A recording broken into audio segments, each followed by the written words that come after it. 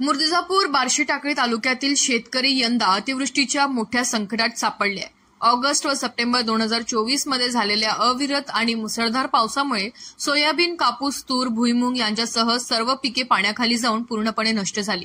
त्यामुळे शेतकऱ्यांचे प्रचंड आर्थिक नुकसान झाले असून अनेक शेतकरी हतबलतेच्या अवस्थेत आहेत।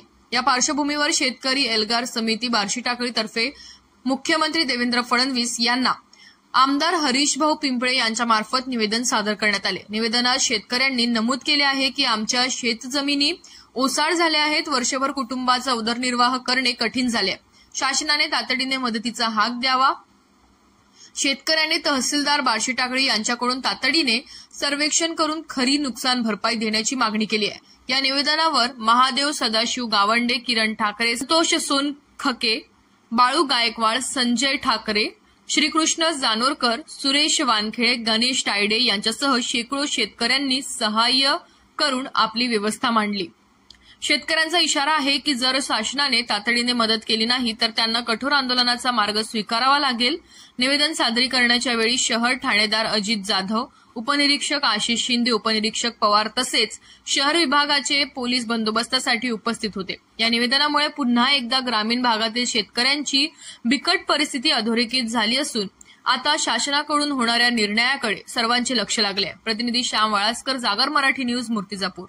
सततच्या जून-जुलैच्या पावसामुळे आमच्या तालुक्यातनी अति प्रमाणात पाऊस झाला। त्यामुळे नदी नाल्याच्या पावसामुळे, पुरामुळे आणि भरपूर पाण्यामुळे पिकं भरपूर खडून गेले आणि आमचा तालुका वगळण्यात आला आणि तालुक्यात एकाही शेतकऱ्याला मदत मिळाली नाही। त्याकरिता आम्ही आमदार साहेबाच्या घरी आंदोलन करण्याचं आज ठरवलेलं आहे। आम्हाला जिथपर्यंत न्याय मिळत नाही, शेतकऱ्याला आमच्या तालुका अतिवृष्टी जाहीर होत नाही,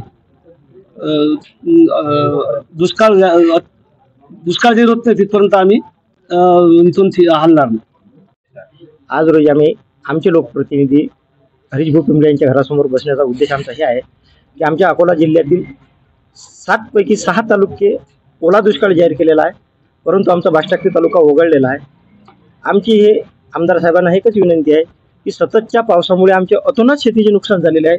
जून-जुलैमध्ये शेती खरडून गेली आणि उरलेला तोंड घाशी आलेला माल आमचा या सप्टेंबरच्या 26-27 तारखेने उद्ध्वस्त करून टाकलेला आहे। त्यामुळे आम्हाला आमचा शेतकरी राजा, बार्शी तालुक्यातील शेतकरी राजा हा हवालदिल झालेला आहे। यांना न्याय मिळण्यासाठी आणि संपूर्ण कर्जमाफी मिळण्यासाठी आज आम्ही साहेबाच्या घरापुढे उपोषण, आंदोलन, मोर्चा आम्ही कोण्याच स्तराला जाण्यास तयार आहे। आम्हाला समाधान मिळेपर्यंत आम्ही इथून उठण्यास तयार नाही।